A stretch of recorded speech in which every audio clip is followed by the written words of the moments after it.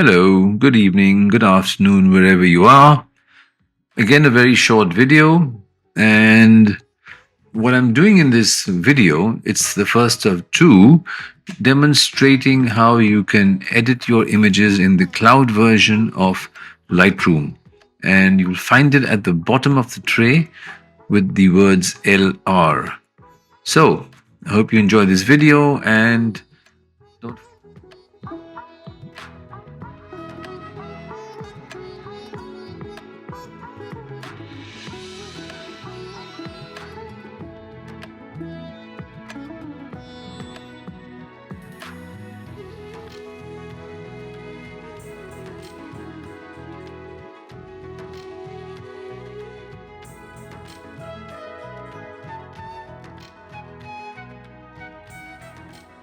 Good evening. I am not sure if my microphone is visible, but doesn't matter. Now, in this video, this is the first of two videos in which I'm going to demonstrate how you can use and edit images in the cloud version of Adobe Lightroom. Now, you're going to find it at the bottom of your tray, as I call it, the dock, and I'm using a Macintosh, by the way. So here you see LR. LR means Adobe Lightroom. So once you click it, it starts to open. Give it a minute or so. And the first thing that you see here on this tab, you see cloud and you see local. So everything that you have stored in your Adobe Cloud account, in your Creative Cloud account, will be stored here. So if you click this, these are all the images that I have in my Adobe Cloud account, and I have some really awful stuff there which I need to delete because it takes up space. If you have the photography plan, the photography plan gives you 1 terabyte of space, which is plenty. What I have is the all app plan, so I get about 200 gigabytes of space.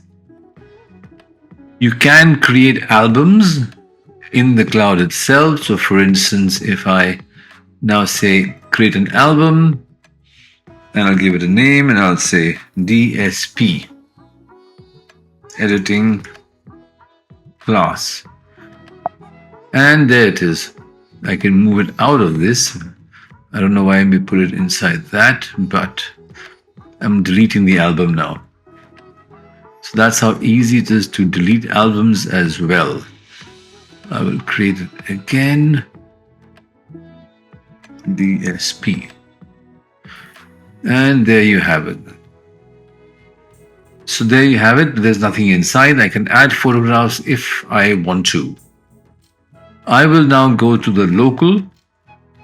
And the local tab, it helps you look for images which are on your connected hard drives. It says here, browse your hard drives and connected devices. So I have an external drive, Rajiv G1. I have my backup drive, which is Rajiv Pack 6. I think I might need to have new drives in the future. And this is my account. So Rajiv Chopra, and I have everything here. So I can find files on my desktop, in the documents folder, in the downloads folder, and so on and so forth. So I'm going to use files that are in my Dropbox folder. So I'm going to go down, go here, blogs, oopsie, Substack, July, at night, images, Benares Night Raw. So here you see lots of images, and everything that is in this folder is what you're going to find here. So let me start with one edit. At this point, you see the grid view. All the images are up here. And from this little thing, NEF, you know that I used a Nikon camera and I shot in the RAW mode. So that's why it's NEF, because NEF is the Nikon RAW extension. I can rate an image if I want to. So if I just press 4, I've given it 4 stars. Similarly, you can take 1, 2, 3, 4, 5. There you go. Let's just do that for the heck of it. I can now switch to the detail if I want to. And this is everything in the this is the detail view, which is what I would call the editing view. As you can see here, there's a copy one photo to cloud. So I can copy this photograph to the cloud and then it'll go here. But it'll be copied to this point. I'm not going to do that. And just for you to know, this is a handheld photograph at night. I was eavesdropping on these two gentlemen while they were talking and they were discussing all sorts of crazy stuff. You can't change the order of these panels, unfortunately. So what I'm going to do now is start with the detail tab. I'm going to click raw details so that everything is preserved. And then I'm going to click denoise. Give it some time. It's going to apply the denoise effect. And there will be a fair amount of noise because this is an old image. So while I'm waiting, I have my bottle of water and the young lady who helps work in the house, she can get me some tea or some chai in the future. Just a few additional points. This I tells you about the file. So you know that this is, I photographed this with a Nikon D200, so it's an old camera.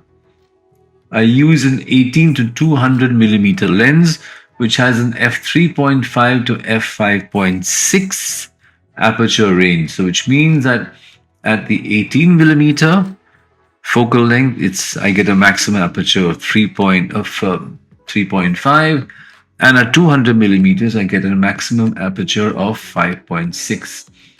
The focal length was 120 millimeter. I had a shutter speed of 1.3 seconds.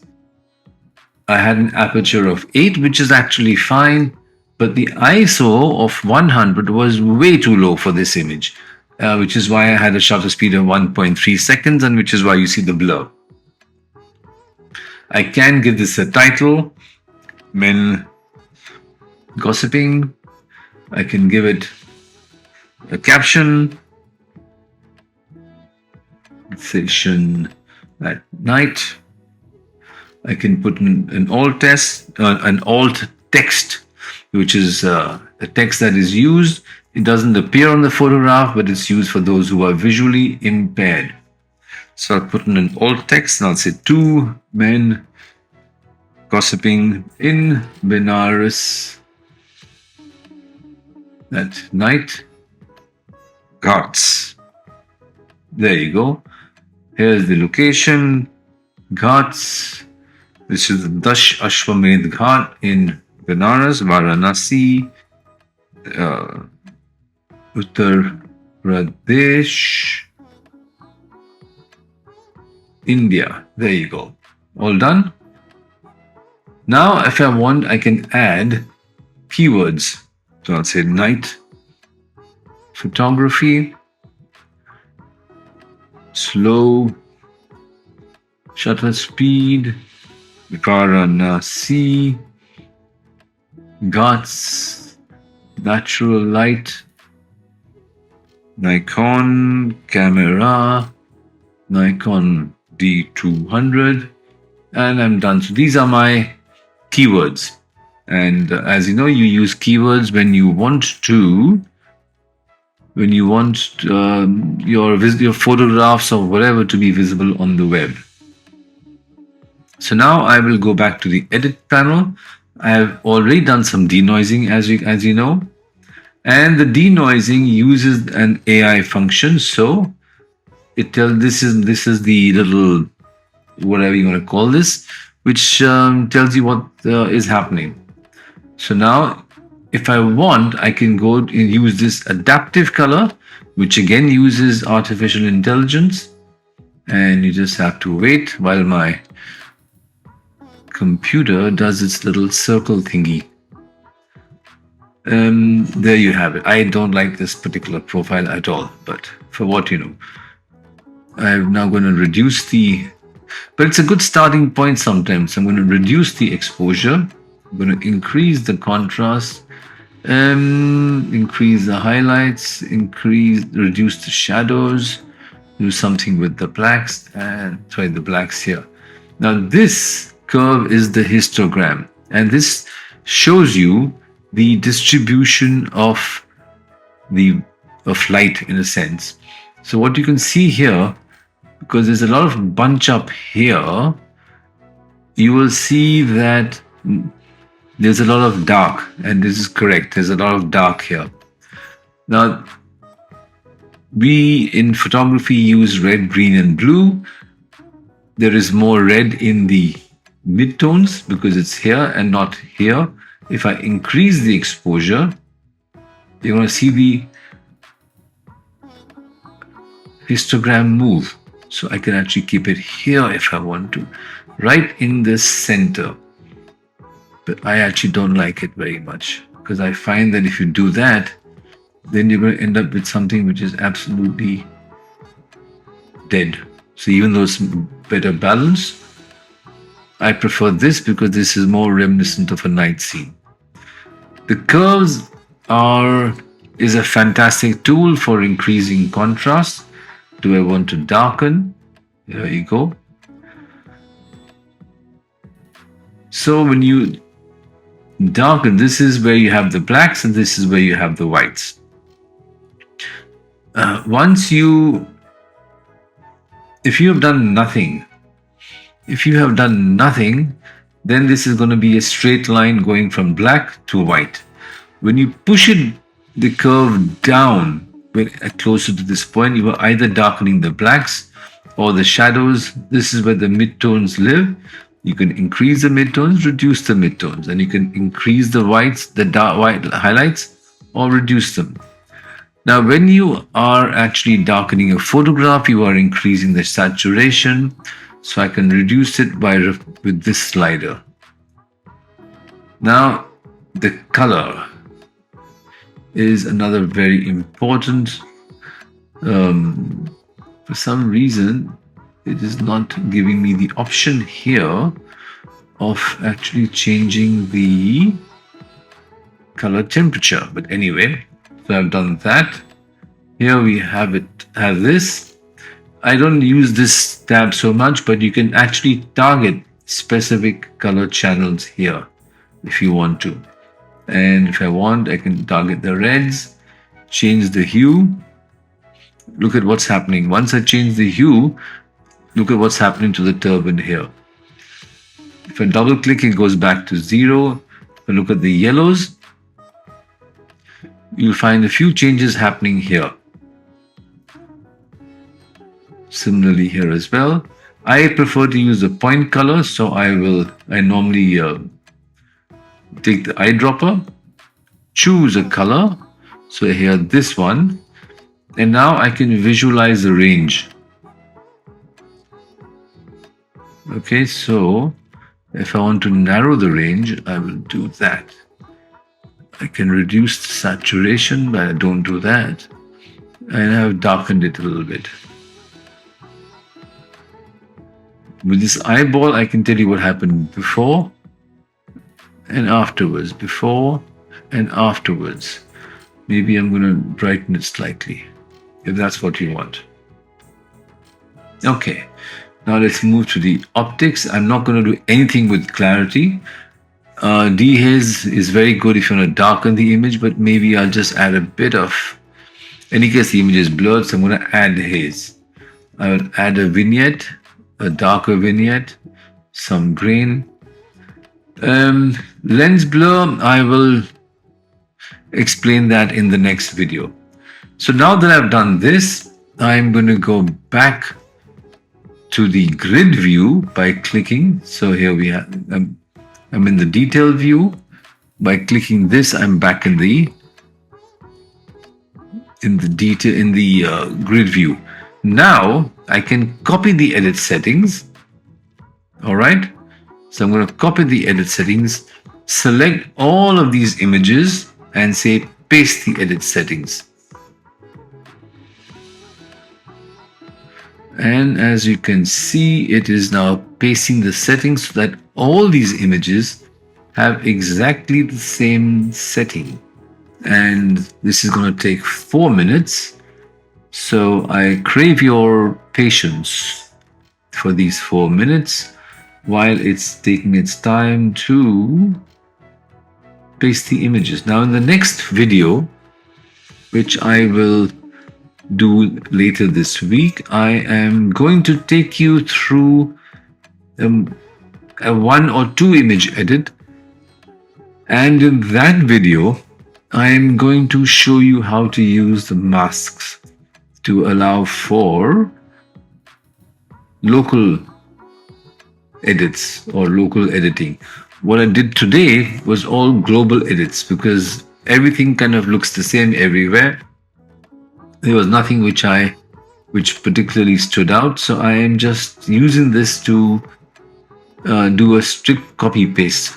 And the copy paste, if you have a bunch of images like this where the images look somewhat similar, you can actually copy the edit settings of one image and paste them onto another. As the images are being pasted, focus on this one for instance. It says updating 4 out of 13, and as it updates the 4th, you will see the color change. I want you to focus here. Focus your eyes very carefully. It's going to take time, 3 more minutes, and there you see the color change a little bit. Again, the same thing is going to happen here. So watch this video, pause it, rewind it, and play it again. But you will see the edit settings being updated in every single photograph as it goes along. It says 3 minutes are left, and I'm going to let you sit through this without actually fast forwarding the video or speeding a section of the video, because you might as well listen to what I'm saying. So this is where we are. Yeah, my lady is calling me because she's made some chai, and then I need to go to the gym because I have eaten too much food today. Did you see the color change here? Have a look at this one now. Focus your eyes on this one. And again, you're going to see the color change. These are our boats in Benares at night by the ghats. And well, as you can see, you can do a lot in this particular section as well. So I'm going to make one more video. If my students want, I'll make a third video. But this is the cloud version of Adobe Lightroom, which is pretty powerful. And it has a lot of functionality which will surprise you sometimes.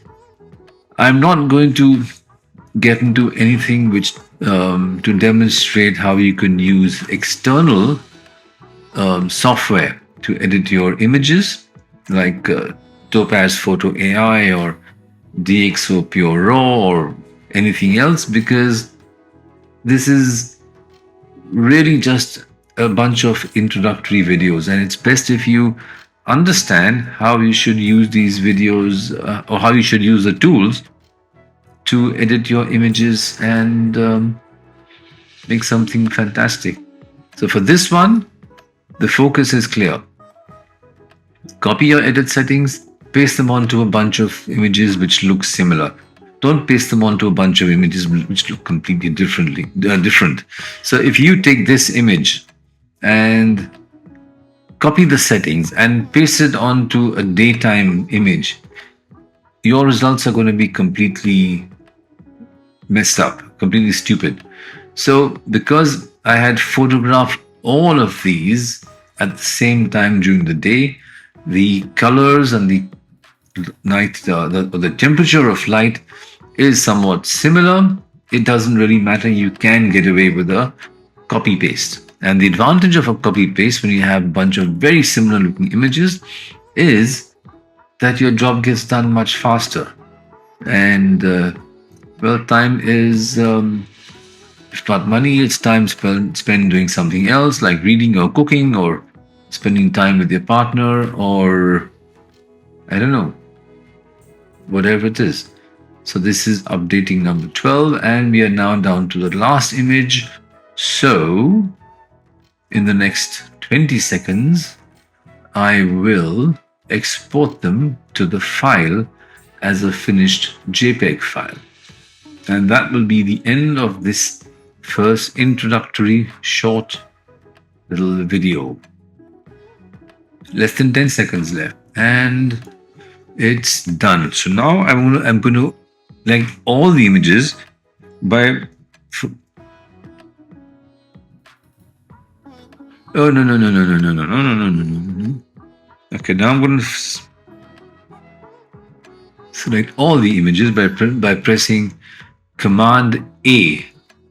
Command Shift A will deselect them all. Oh damn it.